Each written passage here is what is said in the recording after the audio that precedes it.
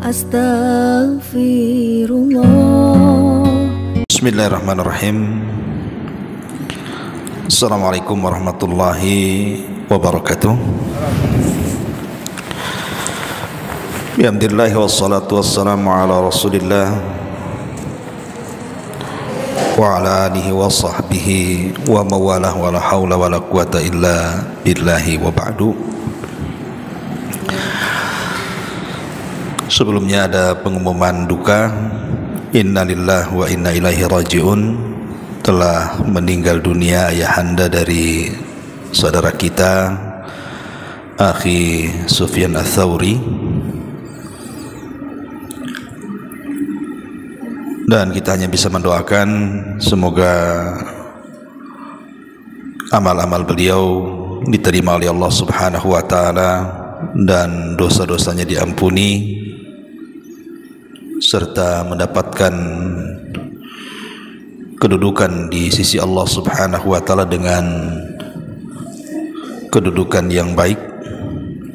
Dan semoga Allah luaskan kuburnya, Allah memudahkan setiap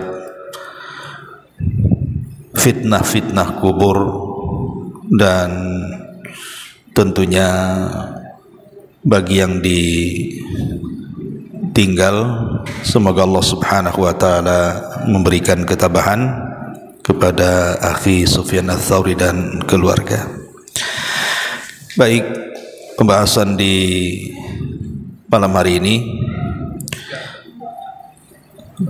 di siang hari ini kita akan membahas tentang amalan-amalan yang sebanding dengan qiyamul laili, dengan menghidupkan malam dengan ibadah. Ma'asyiral muslimat yang dimuliakan Allah Subhanahu wa taala, kita tahu bahwa qiyamul lail itu bukan hanya terfokus kepada salat tahajud. Jadi salat tahajud itu satu dari amalan qiyamul lail. Karena para ulama mengatakan qiyamul lail itu mencakup banyak hal, seperti orang yang melakukan wudu saat dia terbangun dari tidur, kemudian juga berdoa, kemudian berzikir, kemudian membaca Al-Quran, meminta ampun dari dosa-dosa. Itu semua bagian daripada qiyamul lail. Tentu yang paling mulia adalah salat tahajud. Lah, kalau kita bicara soal qiyamul lail, banyak keutamaan dan keistimewaan yang Nabi SAW jelaskan kepada kita. Apa saja kemuliaan dan keistimewaan qiyamul lail itu? Pertama, bahwa qiyamul lail itu ibadah yang sangat mulia bagi seorang mukmin. Sebagaimana sabda Nabi SAW, inna syarafal mu'min qiyamuhu bil laili. Sesungguhnya kemuliaan seorang mukmin itu ada di salat malam, atau mendirikan ibadah di malam hari. Jadi kalau kita ingin mendapatkan kemuliaan di sisi Allah Subhanahu wa taala, maka hidupkan malam-malam kita dengan ibadah. Dan ingat, siapapun yang mendapatkan kemuliaan dari Allah Subhanahu wa taala, maka tidak ada makhluk yang bisa menghinakannya. Maka kemuliaan seorang mukmin itu bisa diraih dengan qiyamul lail. Ma'asyiral muslimat yang dimuliakan Allah Subhanahu wa taala. Kemudian yang kedua, qiyamul lail menghidupkan malam-malam dengan ibadah apakah dengan zikir, baca Quran, berwudu, istighfar ataupun tahajud, itu salah satu perkara yang bisa mendatangkan kecintaan Allah Subhanahu wa taala kepada kita. Makanya dijelaskan oleh Fudail ibn Iyad rahimahullahu taala, seorang ulama, dia mengatakan, idza gharabatis syamsu farihtu bidzalami, sesungguhnya apabila matahari tenggelam, aku sangat senang dengan datangnya gelapnya malam. Kenapa demikian? Li khalwati bi rabbi, agar aku bisa berkhalwat, bersendirian dengan Rabbku. Wa idza tala'at, apabila matahari terbit, hazintu, aku pun sedih, lidukhulin nasi alayya, karena masuknya manusia kepadaku. Lihat bagaimana seorang ulama, Fudail ibn Iyad, mengatakan, apabila matahari terbenam dan datangnya gelap malam, maka aku senang. Alasannya, kata Fudail ibn Iyad, karena aku bisa berdua-duaan dengan Rabbku, dengan Allah Subhanahu wa ta'ala. Tapi kalau matahari sudah menyingsing, maka aku mulai sedih. Kenapa? Karena kesendirianku dengan Rabbku diganggu dengan banyaknya manusia yang akan masuk kepadaku. Begitulah para ulama. Mereka menjadikan qiyamul lail itu sesuatu yang membuat mereka senang, karena dengan itu mereka bisa mendapatkan kelezatan ibadah dan meraih kecintaan Allah Subhanahu wa taala kepada mereka. Makanya sebagian ulama salaf mengatakan, ladzatul munajati laisat minad dunya, innama hiya minal jannah. Sesungguhnya kelezatan bermunajat itu bukan dari dunia, tetapi kelezatan itu hanya bisa diraih dengan sorga, dan sorga itu mudah diraih dengan adanya qiyamul lail. Ma'asyiral muslimat yang dimuliakan Allah Subhanahu wa taala, kenapa qiyamul lail mendatangkan kecintaan Allah kepada kita? Karena ada perkara yang difirmankan Allah Subhanahu wa taala dalam hadis qudsi, di mana Allah Subhanahu wa taala mengatakan, wa ma yazalu 'abdi yataqarrabu bin nawafil hatta uhibbahu. Ketika seorang hamba memperbanyak amalan sunnah setelah melaksanakan kewajiban ia kepada Allah Subhanahu wa taala, maka Allah akan sangat mencintai dia. Dan amalan sunnah di malam hari itu banyak yang kita bisa kerjakan. Seperti yang saya contohkan tadi, seseorang bangun dari tidur, kita bisa berdoa bangun daripada tidur, kemudian mengambil wudu, kemudian salat tahajud, kemudian membaca Quran, kemudian istighfar, dan banyak ibadah-ibadah yang lainnya. Itulah kenapa ibadah di malam hari itu mendatangkan kecintaan Allah kepada kita. Kemudian yang kedua, yang ketiga, bahwa qiyamul lail itu adalah sebab terbesar permasalahan-permasalahan kita bisa diatasi. Saya, ibu atau siapapun tidak mungkin tidak punya masalah dalam kehidupan dunia ini. Yang namanya orang hidup di dunia itu pasti banyak masalah. Entah masalah keluarga, entah masalah ekonomi, entah masalah kesehatan, entah masalah pergaulan dengan tetangga dan yang lainnya. Tidak mungkin manusia tidak ada masalah. Lah masalah-masalah itu tentu datang dari Allah Subhanahu wa taala, dan Allah juga yang akan mengangkat masalah itu. Maka kalau kita bangun di sepertiga malam akhir, kemudian kita melakukan ibadah di sepertiga malam akhir dengan qiyamul lail, maka kita bisa meminta kepada Allah Subhanahu wa taala agar masalah-masalah yang kita hadapi itu terurai. Itulah yang difirmankan Allah Subhanahu wa taala dalam hadis yang sahih. Nabi sallallahu alaihi wasallam mengatakan, Allah berfirman kepada hamba-hambanya setiap sepertiga malam akhir, man yas'aluni fa'utiyah wa man yad'uni fa'astajibalah. Siapapun yang meminta di sepertiga malam kepadaku, kata Allah, aku akan beri setiap permintaannya. Dan siapapun yang berdoa di sepertiga malam kepadaku, kata Allah, aku akan ijabah seluruh permintaannya. Jadi qiyamul lail ini kesempatan kita meminta kepada Allah Subhanahu wa taala agar mengurai setiap masalah yang kita hadapi. Makanya kenapa Nabi sallallahu alaihi wasallam ketika turun kepadanya surah Muzammil, ya ayyuhal muzammil qumil laila illa qalila, wahai orang yang berselimut, berdirilah tegak di malam hari, maksudnya untuk beribadah. Dan sejak itu solat malam bagi Nabi sallallahu alaihi wasallam menjadi sebuah kewajiban, walaupun menjadi sunnah bagi umatnya. Karena kita tahu bahwa beban yang dipikul Rasul itu teramat sangat berat.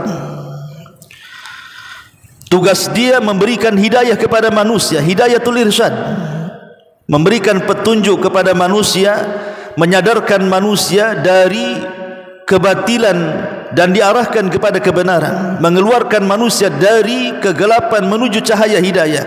Itu bukan perkara mudah. Membolak-balikan hati manusia dari pemahaman yang salah kepada pemahaman yang benar itu bukan perkara mudah. Karena yang membolak-balikan hati manusia menerima dakwah itu hanya Allah Subhanahu wa taala. Rasul hanya berusaha menyampaikan yang hak dan yang batil, memisahkan yang hak dari yang batil.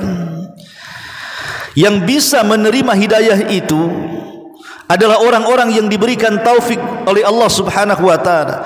Makanya Nabi sallallahu alaihi wasallam sebelum dia berdakwah, di malam hari dia salat tahajud. Kemudian dia bermunajat kepada Allah agar setiap orang yang didakwahinya diberikan taufik. Makanya lihat dakwah Nabi sallallahu alaihi wasallam dalam waktu sesingkat-singkatnya 23 tahun, 13 tahun di kota Mekah, 10 tahun di kota Madinah, mampu menguasai negeri Hijaz. Itu tidak lain karena pertolongan Allah Subhanahu wa taala. Maka ini bisa kita coba, Bu. Kalau seandainya suami ibu mau buka usaha, atau suami ibu sedang mengalami permasalahan sulit yang tidak bisa dihadapi, maka ibu bisa bangun di sepertiga malam, kemudian berdoa, minta kepada Allah agar Allah memberikan pertolongannya. Dan kalau itu dilakukan setiap malam, bukan mustahil. Kalau seandainya langit setiap hari kita ketuk, tidak mungkin Allah Subhanahu wa taala tidak mendengarnya. Maka ini kesempatan ibadah di malam hari itu bisa menyelesaikan banyak perkara dan masalah dalam kehidupan kita. Ini yang ketiga. Yang keempat, ibadah di malam hari atau qiyamul lail ini bisa menghapuskan banyak dosa-dosa kita. Bukankah Allah Subhanahu wa taala berfirman dalam hadisnya, dalam hadis kursi, Allah Subhanahu wa taala mengatakan kepada hamba-hambanya, man yastaghfiruni fa'aghfirlah. Siapa yang meminta ampun di sepertiga malam, aku akan ampuni dosa-dosanya. Maka siapapun yang ingin bertobat karena banyaknya dosa dan kesalahan yang dilakukan, tinggal bangun di sepertiga malam akhir, lakukan tahajud, angkat kedua tangan, minta ampunan kepada Allah. Maka dipastikan semua dosa-dosa kita akan diampuni, karena Allah sendiri turun tangan. Di setiap sepertiga malam akhir Allah turun ke langit dunia, kemudian mengatakan, siapa yang meminta aku beri, siapa yang berdoa aku kabulkan, dan siapa yang meminta ampun ku ampuni dosa-dosanya. Ini janji Allah Subhanahu wa taala, dan Allah tidak mungkin mengingkari janjinya. Ma'asyiral muslimat yang dimuliakan Allah Subhanahu wa taala, kemudian juga di antara keistimewaan qiyamul lail, Allah Subhanahu wa taala sampai berfirman di dalam Al-Qur'anul Karim bahwa inna nasyi'atal laili hiya ashaddu wat'aw wa aqwamu qila. Inna nasyi'atal laili hiya ashaddu wat'aw wa aqwamu qila. Sesungguhnya bangun di malam hari, kata Allah Subhanahu wa taala, itu lebih kuat pengaruhnya terhadap jiwa dan lebih mantap dari segi ucapannya. Jadi kalau orang ingin tadabbur tentang ayat-ayat Allah Subhanahu wa taala, baik kauni atau syar'i, baik tadabbur dengan alam semesta yang Allah telah ciptakan atau dengan wahyu-wahyu yang Allah turunkan dengan Al-Quran dan sunnah Nabi sallallahu alaihi wasallam, itu akan mudah direnungkan di malam hari, karena malam itu bisa lebih kuat pengaruh kepada jiwa. Karena di malam hari itu melahirkan keikhlasan. Mau riya sama siapa di malam hari?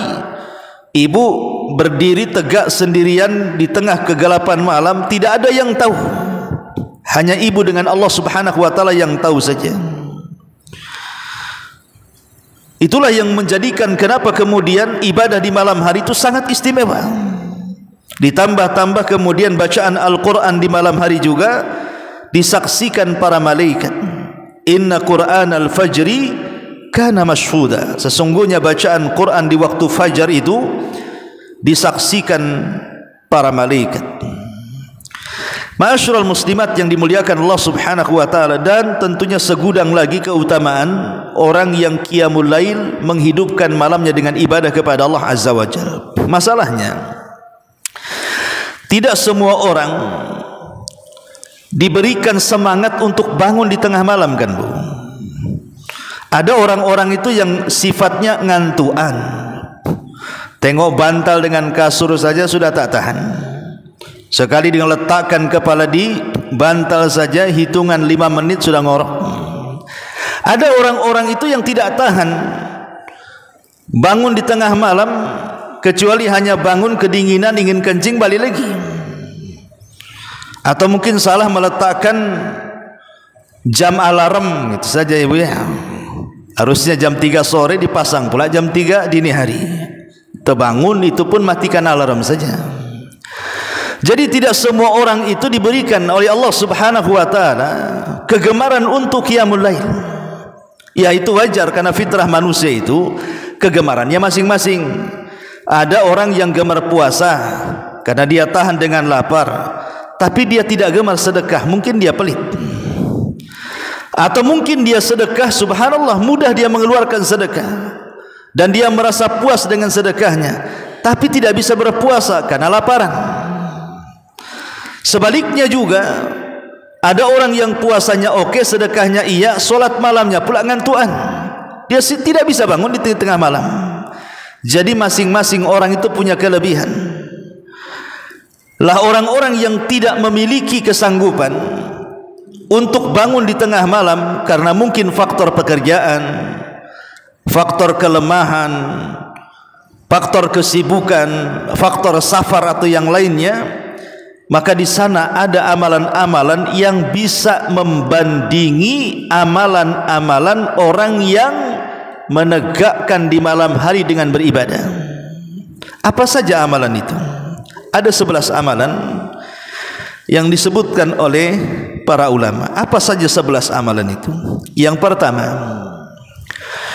ada salatil isya'i wal fajri fi jama'atin. Melaksanakan salat isya dan salat fajar secara berjamaah. Tentu bagi laki-laki, kalau ibu-ibu yang penting tepat waktu. Salat isyanya tepat waktu, salat fajarnya tepat waktu.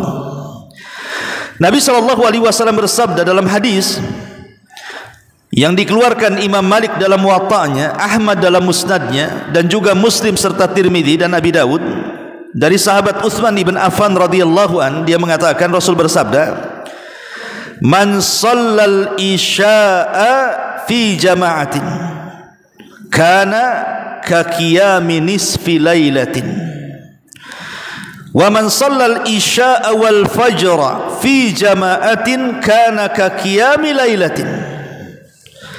Kata Nabi SAW, barang siapa yang melaksanakan solat isya secara berjamaah, maka seolah-olah dia separuh malam dia hidupkan dengan qiyamul lail. Tapi barang siapa yang solat isya plus dengan fajarnya secara berjamaah, maka seolah-olah dia menghidupkan satu malam penuh dengan qiyamul lail. Subhanallah. Hanya menjaga waktu salat dan berjamaah. Kata Nabi SAW, kalau hanya salat isya berjamaah berarti seolah-olah salat malam separuh malam. Tapi dengan subuhnya berjamaah, maka seolah-olah kita menghidupkan malam dengan qiyamul lail. Ini yang pertama. Yang kedua, ada'u arba'i raka'atin qabla salati zuhri, melaksanakan 4 rakaat salat qabliyah zuhur. Ibu melaksanakan salat qabliyah zuhur 4 rakaat, 2 rakaat salam, 2 rakaat salam. Nabi SAW mengatakan, arba'u raka'atin qabla zuhri ya'dilna bi salati sahari. 4 rakaat yang ibu lakukan sebelum zuhur, 2 rakaat salam, 2 rakaat salam, jadi 4 rakaat, maka itu sebanding dengan orang yang salat di waktu sahur. Maksudnya sepertiga malam akhir. Nah, di sini dihasankan oleh Syekh Albani rahimahullahu taala.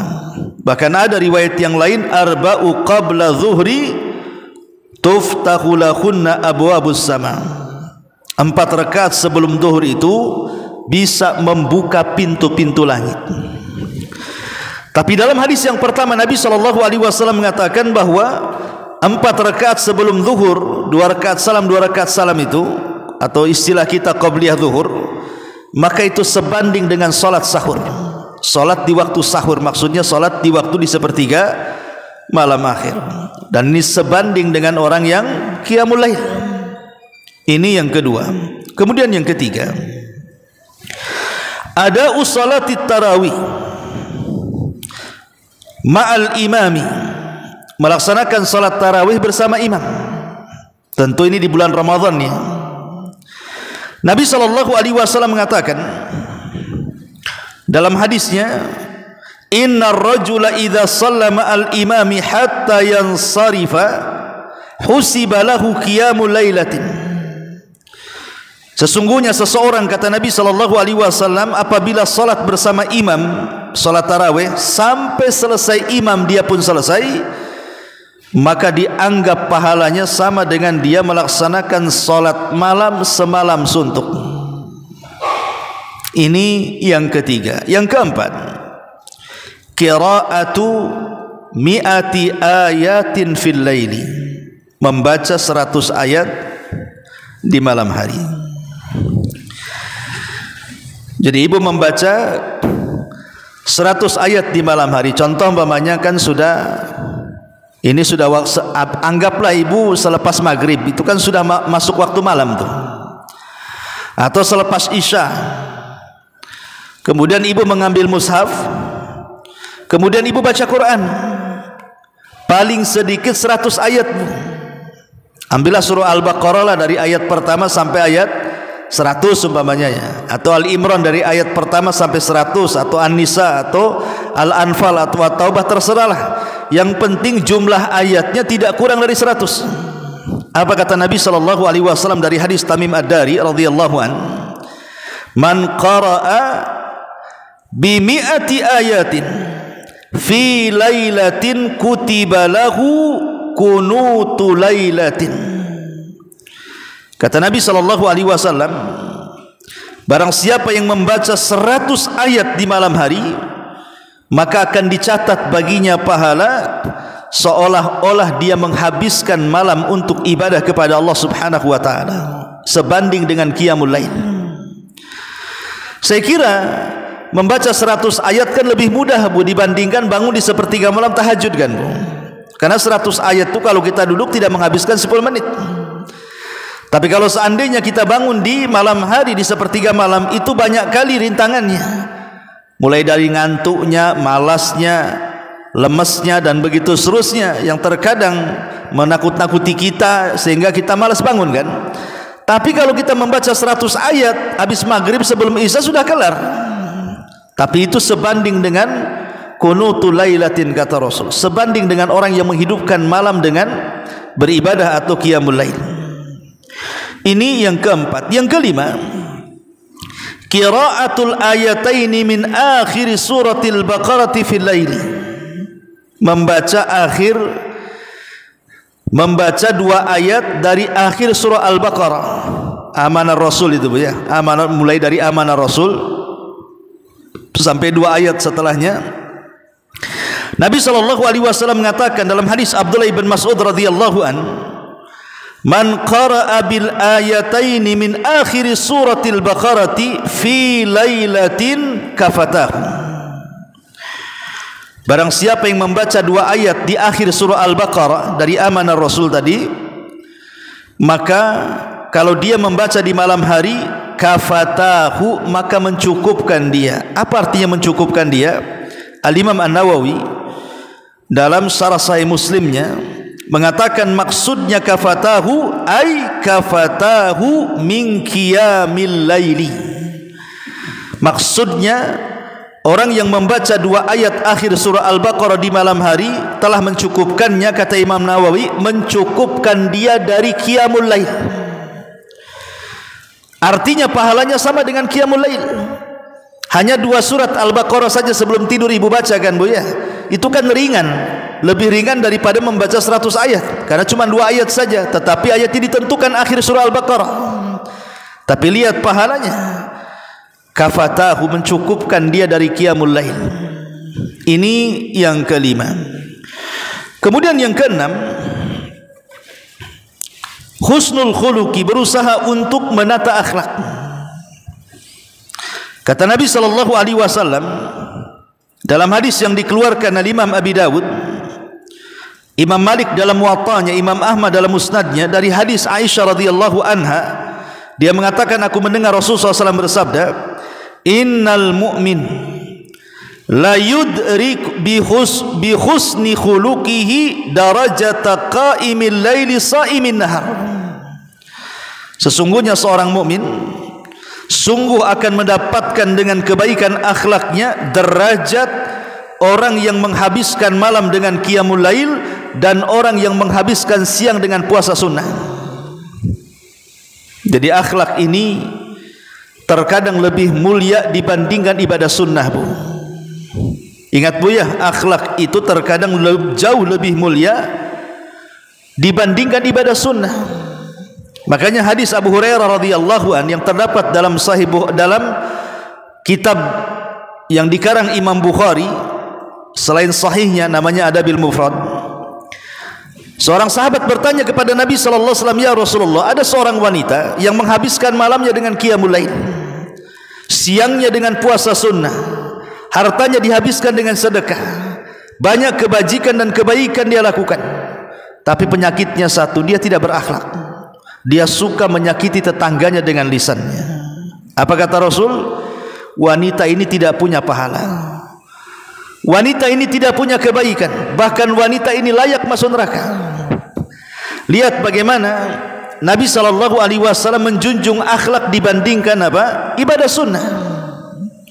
Padahal wanita ini menghabiskan malamnya dengan qiyamul lail, siangnya dengan puasa sunnah, dan menghabiskan harta yang disedekahkan. Tapi gara-gara akhlak lisan tidak dijaga, menyakiti tetangganya dengan lisannya, Rasul mengatakan tidak ada pahala salat malamnya, tidak ada pahala puasa sunnahnya, tidak ada pahala sedekahnya, habis gara-gara buruk akhlaknya.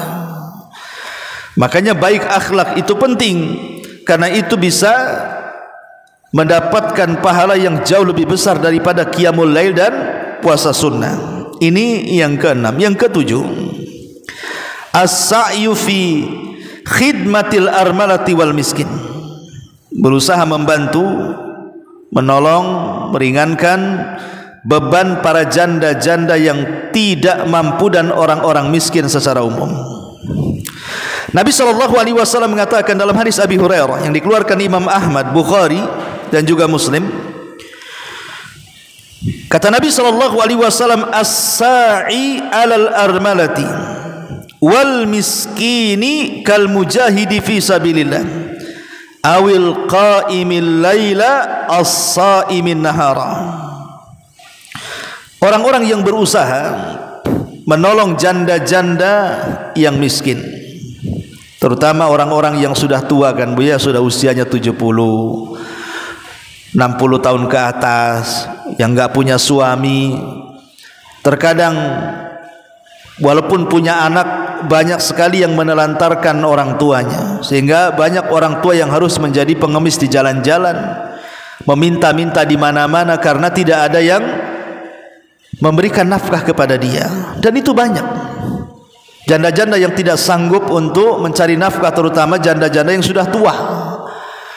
Maka kalau kita menolong mereka, memberikan makan kepada mereka, minum kepada mereka, pakaian kepada mereka, ataupun kata Nabi SAW, wal miskin, ataupun orang-orang miskin, maka pahalanya sama dengan para mujahid di jalan Allah, atau pahalanya sama dengan orang yang solat malam semalam suntuk dan puasa sunnah sepanjang siang. Lihat bagaimana Nabi SAW mengatakan bahwa orang yang membantu fakir miskin, terutama janda-janda miskin, maka itu sama dengan orang yang berjihad di jalan Allah. Lebih daripada itu, sama dengan orang yang qiyamul lail dan puasa sunnah. Ini yang ke-7. Yang ke-8, al-muhafadzatu ala ba'di adabil jum'ah, menjaga adab-adab Jumat tentu bagi laki-laki. Kata Nabi SAW dalam hadis yang dikeluarkan Al-Imam Abi Dawud, Ahmad, Tirmidzi, Nasai dan yang lainnya dari Uwais Ibnu Uwais Al-Thaqafi radhiyallahu an, dia mengatakan Nabi SAW bersabda, man ghassala yawmal jum'ati waghtasal thumma bakkara wabtakar wa masya wa lam yarkab wadana minal imam fastama'a wa lam yalghu kana lahu bi kulli khutwati amalu sanatin ajru siyamiha wa qiyamiha. Barang siapa yang mandi di hari Jumat, kemudian dia pun berpagi-pagi betul dia datang ke masjid, dan dia berjalan kaki tidak berkendaraan, kemudian sesampainya di masjid dia mendekati imam, kemudian dia mendengarkan khutbah dan tidak main-main, maka setiap langkahnya, maka dia mendapatkan amalan setahun, seolah-olah puasa setahun dan solat malam setahun. Subhanallah. Makanya ini perlu diingatkan ibu-ibu ya kepada para suami. Bilang sama suami, pagi-pagi kalau hari Jumat itu suruh ke masjid bu, biar mendapatkan ibadah setahun puasa dan setahun qiyamul lail. Kemudian yang ke-9, ribatu yaumin wa lailatin fi sabilillah, menjaga perbatasan. Menjaga perbatasan maksudnya supaya musuh tidak masuk ke negara kita.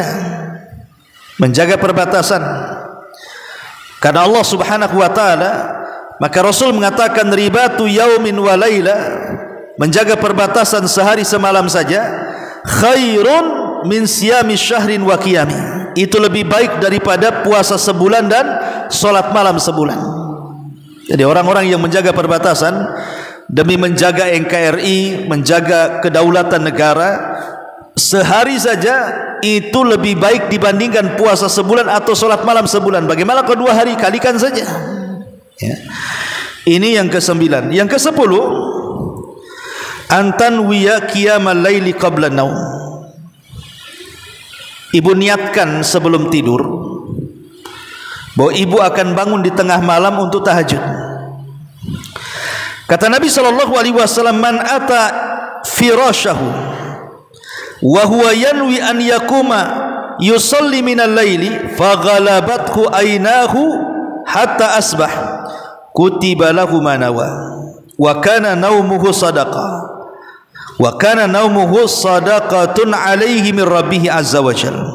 Siapa yang menuju pembaringannya Kemudian sebelum tidur dia berniat ingin tahajud di malam hari.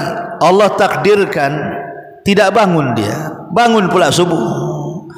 Maka niat dia solat malam dicatat solat malam. Niat dia mendirikan malam dengan ibadah dicatat qiyamul lail. Dan tidurnya dianggap sedekah dari Allah Subhanahu wa taala. Lihat bagaimana hanya sekedar niat saja seseorang itu mendapatkan ibadah qiyamul lail, hanya niat saja. Tetapi tentunya bagi yang suka melaksanakan qiyamul lail, Bu. Jadi bukan sengaja tiap mau tidur niat tapi tidak bangun-bangun ya. Maksudnya dia suka qiyamul lail.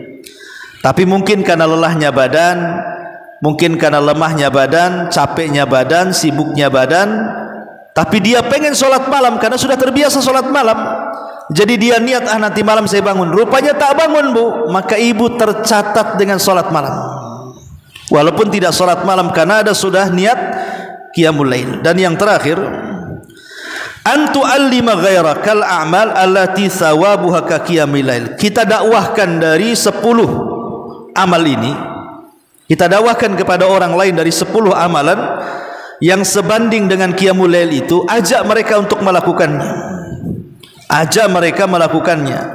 Apakah kita ajak untuk salat isya berjamaah atau salat fajar berjamaah, atau mengajak manusia untuk melaksanakan 4 rakaat sebelum zuhur, atau melaksanakan tarawih bersama imam sampai selesai, atau membaca Quran 100 ayat, atau membaca 2 ayat dalam akhir surah Al-Baqarah setiap malam, atau kita menyuruh untuk berbudi pekerti yang baik, atau memerintahkan manusia untuk menolong janda-janda dan orang miskin, atau tadi menasihati bapak-bapak untuk pagi-pagi datang ke masjid hari Jumat ataupun menjaga perbatasan, atau niat solat malam sebelum tidur. Ajak mereka, mana salah satunya saja. Kalau ada kemudian orang yang mengikuti ajakan kita dari 10 amalan ini, maka kita akan mendapatkan pahala dia.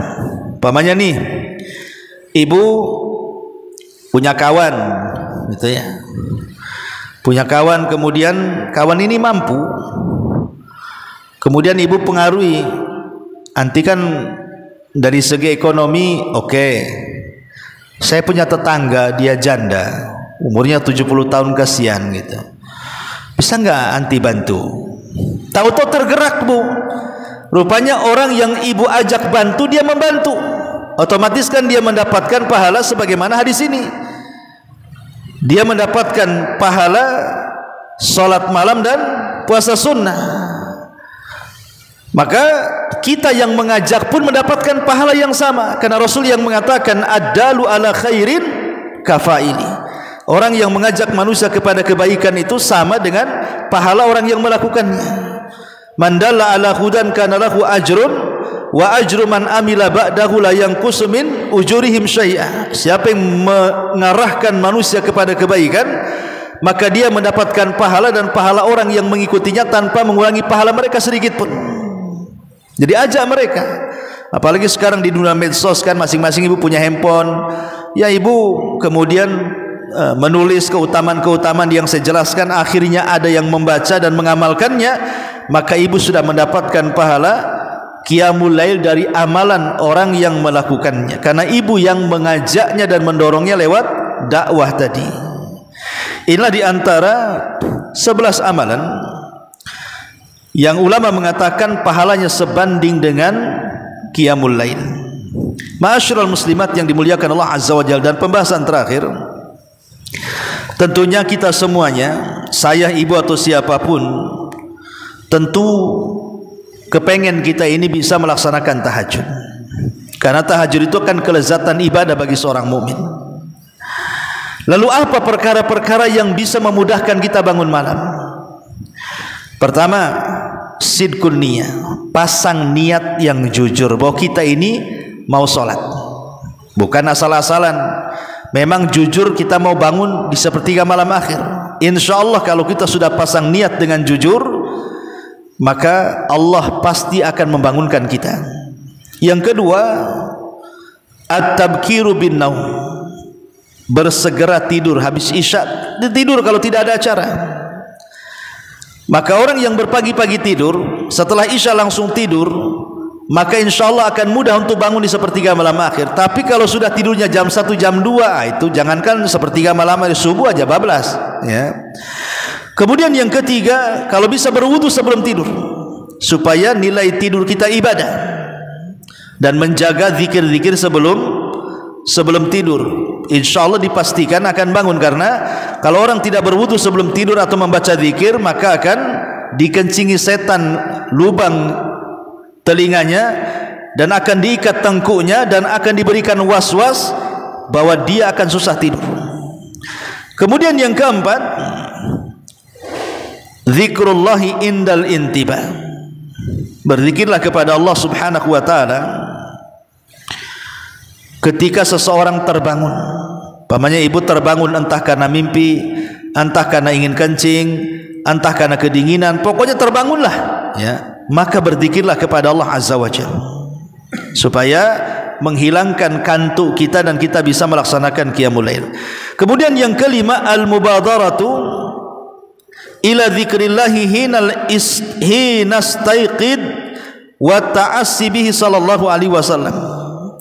Bersegera melakukan 3 perkara ketika seseorang terbangun, dengan cara mengingat Allah dari 3 perkara. Pertama, segera membaca doa bangun tidur. Yang kedua, segera ambil berwudu. Yang ketiga, segera sholat.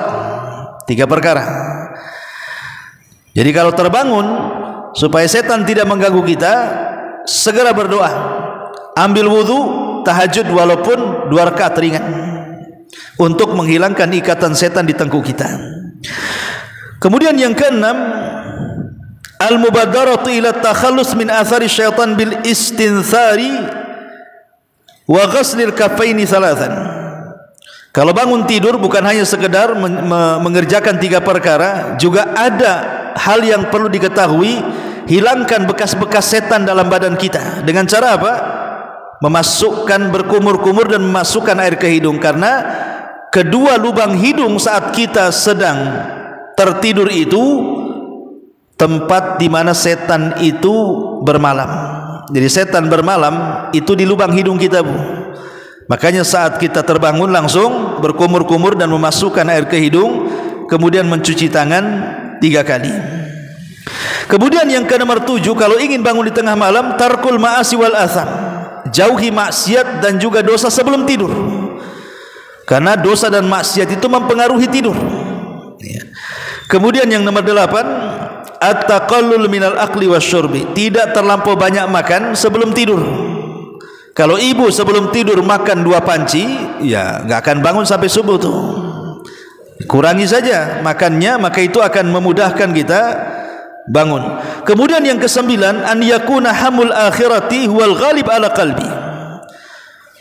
Hendaklah hati difokuskan kepada akhirat. Kalahkan hati dengan perkara akhirat. Jangan disibukkan dengan perkara uang dan dunia. Maka itu akan memudahkan kita bangun. Kemudian yang nomor 10, at-tafakkur fi ahwalil akhirah. Berfikir tentang kondisi-kondisi akhirat, kematian, alam kubur dan begitu seterusnya, supaya kita terangsang ketakutan sehingga kita pun lebih mendekatkan diri kepada Allah di tengah malam. Kemudian yang nomor 11, ma'rifatu fadli qiyamil lail. Kenali keutamaan orang yang menegakkan ibadah di malam hari, seperti yang saya sudah jelaskan. Karena orang yang tahu keutamaan pasti akan terangsang untuk bangun.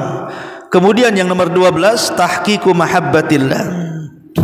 Cobalah tanamkan kecintaan kita kepada Allah Subhanahu wa ta'ala. Kemudian yang ke-13, ingat bahwa di malam hari ada waktu yang kalau kita berdoa pasti mustajab, kalau kita minta pasti diberi, kalau kita minta istighfar pasti diampuni dosa-dosanya. Artinya ada waktu di mana Allah datang sendiri ke langit dunia.